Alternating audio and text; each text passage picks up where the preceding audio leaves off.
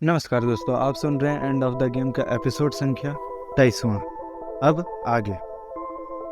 11:15 Sandy ने अपने हाथ में थामा गिलास खाली किया और बाकी दोस्तों के बीच से उठकर डांसिंग फ्लोर पर जा खड़ा हुआ।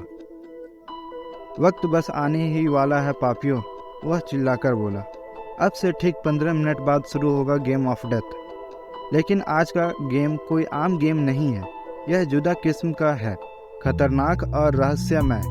जो बाजी मार ले जाएगा वह हमेशा के लिए हम पापियों के इतिहास में अमर हो जाएगा। सबने जोर से तालियां पीटी। इस गेम में आज हम घोस्ट हंटिंग करेंगे, यानी जो भी भूत प्रेत हमारे सामने आएगा उसे मार गिराएंगे, फिर चाहे वह सचमुच का भूत हो या कोई बहरूपिया। आज हमारे हाथों से नहीं बचना चाहिए। बोलो कि नहीं बचेगा, नहीं बचेगा। सब जोर से एक सुर में चिल्लाए। फिर से बोलो, नहीं बचेगा। एक बार फिर से बोलो, नहीं बचेगा।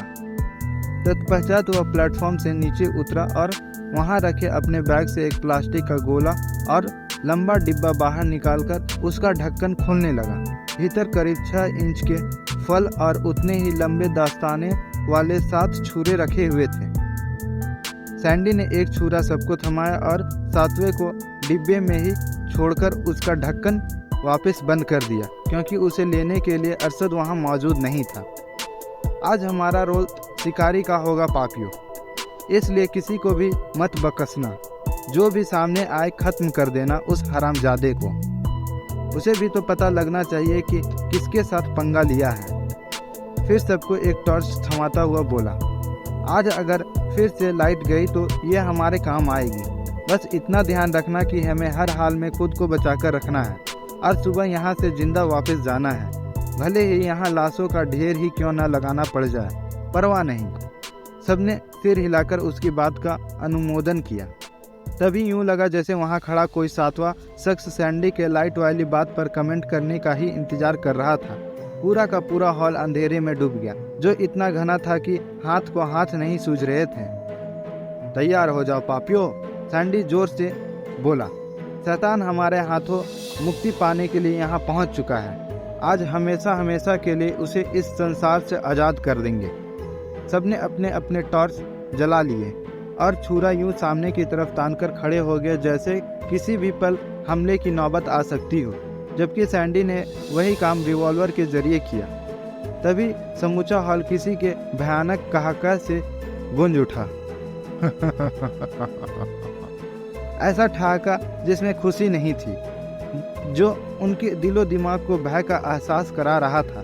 दिलेरे वो छहो चाहे जितने भी क्यों न रहे हो, सच यही था कि उस हंसी को सुनकर बुरी तरह बौखला उठे थे।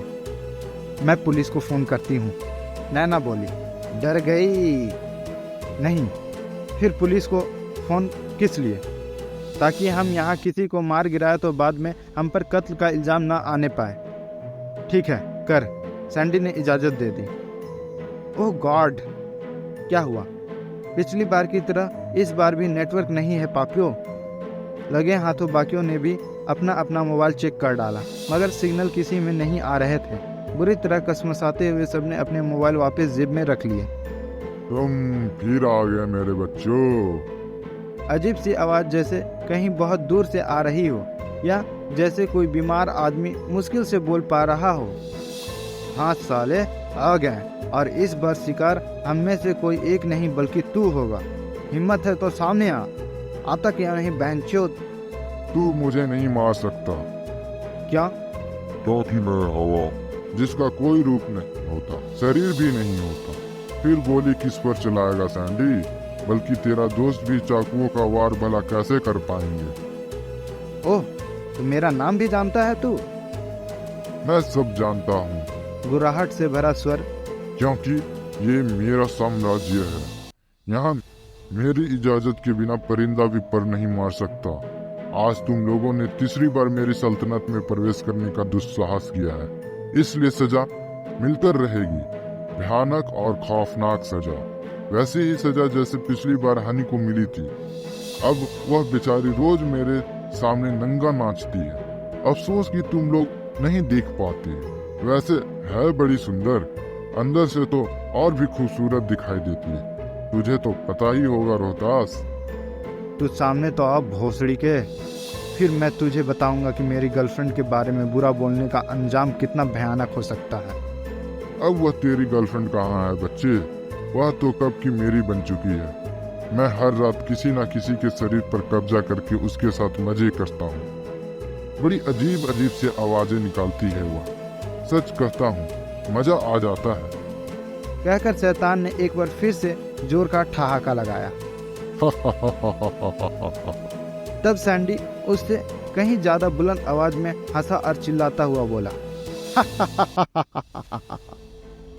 देखा, मैं तुझसे ज्यादा भयानक ढंग से हंस सकता हूँ। सच बताना, सुनकर कहीं तेरी पैंट तो गीली नहीं हो गई ना? कितने मासूम हो तुम लोग। एक बार भी ये नहीं सोचा कि पिछली बार मैंने सिर्फ हानि की जान क्यों ली। तुम सबको एक साथ ही क्यों नहीं खत्म कर दिया?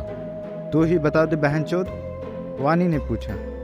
इसलिए नहीं मारा बिटिया रानी, क्योंकि मैं तुम्हारे गेम ऑफ डेथ को लंबा चलने देना चाहता हूँ। हर शनिवार एक शिकार, यही तय किया है मैंने। मतलब कि 2 महीने की खुराक मुझे साफ साफ दिखाई दे रही है। साले, अभी हम यहाँ नहीं पहुँचे होते या आगे नहीं आएंगे तो तू हमारा क्या बिगाड़ लेगा? तुम सचमुच भोली हो मेरी बच्ची, जो ये समझ रही हो कि तुम सब अपनी मर्जी से यहाँ आए हो। अच्छा, फिर कैसे आया है? मैंने बुलाया है। आवाज की नरमी गायब हो गई। सैंडी के दिमाग पर कब्जा करके मैंने इसे मजबूर कर दिया कि आज की पार्टी के लिए एक बार फिर से ये मेरी हवेली को ही चुने। नहीं तो इतना साड़ा सैंडी क्या ऐसी खतरनाक जगह पर दोबारा कदम रखने की भूल कर सकता था? जोर का अट्ठास। आवाज पूरी हवेली में यूं गूंज रही थी कि कभी ऊपर से, कभी बाएं से तो कभी दाएं से आती महसूस हो रही थी। उन लोगों की समझ में ही नहीं आ रहा था कि बोलने वाला शख्स खड़ा कहाँ था। अगर वह प्रेत भी था तो किधर था? अलबत्ता आवाज को फॉलो करते हुए उनकी गर्दन, साथ में वह हाथ में जिसमें की टॉर्च थमे थे, बराबर इधर उधर घूम जाते थे। चलो अब जरा तुम लोगों को पवित्र कर देता हूँ, क्योंकि जिंदा लोग से बहुत ही बुरी बदबू महसूस होती है। मुझे तो खून की मुशक पसंद है, मन प्रसन्न हो जाता है। अगले ही पल वहाँ खून की बारिश शुरू हो गई। वैसा पिछली बार भी होकर हटा था, इसलिए उन पर कोई खास असर तो नहीं हुआ, लेकिन उस बारिश से बचने की कोशिश में सब इधर उधर छिटके तो अनजाने में ही एक दूसरे से दूर हो गए। गेम खेलो मेरे बच्चों। फिर वही आवाज, तभी तो कोई हारेगा। ये गेम ही है कमीने, जिसमें हम सबको तेरा शिकार करना है। फिर तो सब हारोगे और मारे जाओगे। कैसे मारेगा?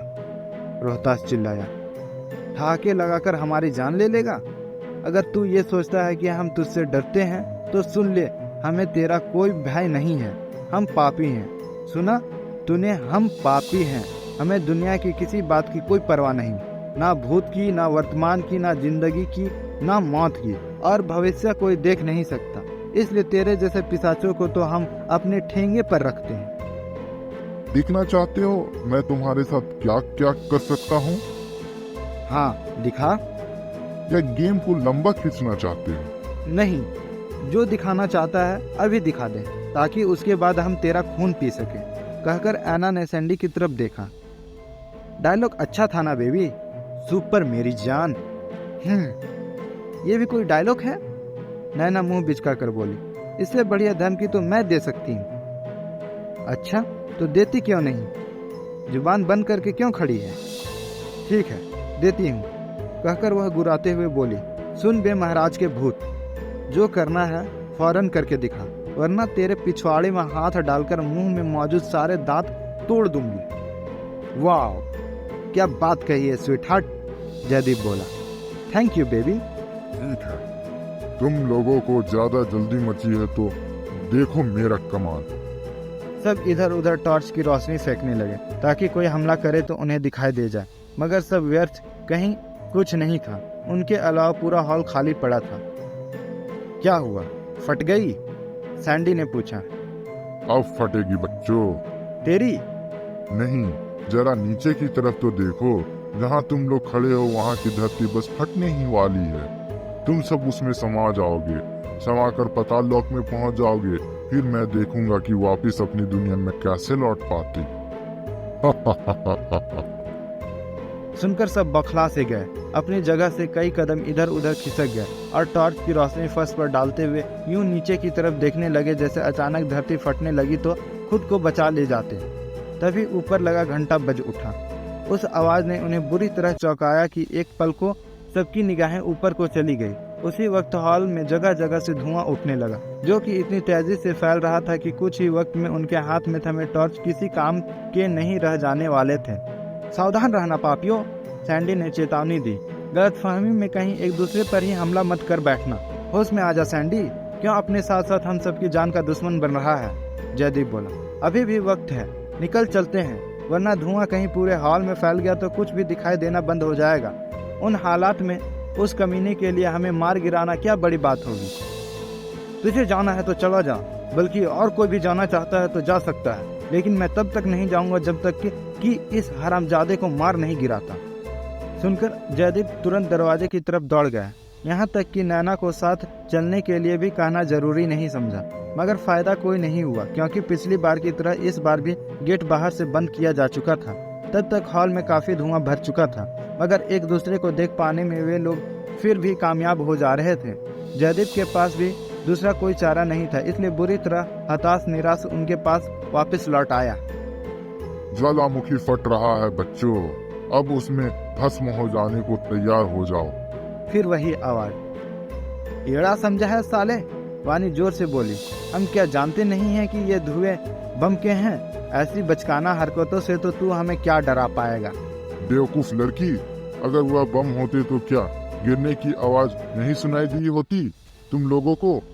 कैसे सुनाई देती? उसी वक्त तो तूने घंटा बजा दिया था, इसलिए हमें उल्लू बनाने के बारे में सोचना बंद कर दे। हमें मालूम है कि तू भी हमारी तरह इंसान ही है। अब तेरी भलाई इसी में है कि चुपचाप सामने आ जा। आऊंगा, जरूर आऊंगा, मगर उससे पहले तुम लोग धरती फटने का नजारा तो देख लो, फिर खुद समझ जाओगे कि मैं इंसान नहीं हो सकता। सबकी निगाहें एक बार फिर न चाहते हुए भी फर्श पर टिक गई, जहां फैले धुएं के कारण टॉर्च की रोशनी कोई ज्यादा असर नहीं दिखा पा रही थी। तभी सैंडी एकदम से छटपटा उठा। फिर गोली चलने की जोरदार आवाज गूंजी। रोहतास एकदम से धुएं के बीच जा गिरा। बाकी दोस्त अभी माजरा समझने की कोशिश कर ही रहे थे कि उनकी नज़र उस भयानक आकृति पर पड़ी जिसका पूरा शरीर लंबे लंबे बालों से भरा हुआ था, जैसे कोई भयानक भालू हो। हालांकि वो भी धुएं का हिस्सा बना हुआ था, मगर टॉर्च की रोशनी में उसकी आकृति का थोड़ा बहुत एहसास तो उन्हें हो ही गया था। सबके मुंह से एक साथ चीख निकल गई, मगर अगले ही पल उन लोगों ने खुद पर काबू पा लिया और चाकू थामे तेजी से उसे मारने दौड़े। तभी वह जानवर या जो कोई भी था सैंडी को लिए दिए ऊपर की तरफ उड़ता चला गया। पांचों पापी नदीदों की तरह आंखें फाड़े वह नज़ारा देखते रह गए, कुछ कर नहीं पाए। फिर सैंडी और हमलावर दोनों दिखाई देना बंद हो गए। रोहतास गोली खाया पड़ा था, मगर किसी ने उसकी तरफ ध्यान देने की कोशिश नहीं की। उसको भुलाकर सब सैंडी को बचाने के लिए सीढ़ियों की तरफ दौड़े। उसी वक्त जयदीप के पैरों से फर्श पर पड़ी सैंडी की रिवॉल्वर टकराई। उसने नीचे धुएं में बैठकर टटोलने की कोशिश की तो जल्दी ही रिवॉल्वर उसके हाथ आ गई, जिसे उठाकर वह अपने दोस्तों के पीछे सीढ़ियों की तरफ दौड़ पड़ा। सब ऊपर पहुंचे तो पाया कि वह दरवाजा छत वाली तरफ से बंद किया जा चुका था और उतने मजबूत दरवाजे को तोड़ देने का उनके पास कोई जरिया नहीं था। अब क्या करें? ऐना ने सवाल किया। जवाब किसी के पास नहीं था। Sandy, Sandy! वह दरवाजा पिटते हुए जोर से चिल्ला पड़ी। तुम ठीक तो हो ना बेबी? प्रति उत्तर में कोई आवाज उन्हें नहीं सुनाई दी।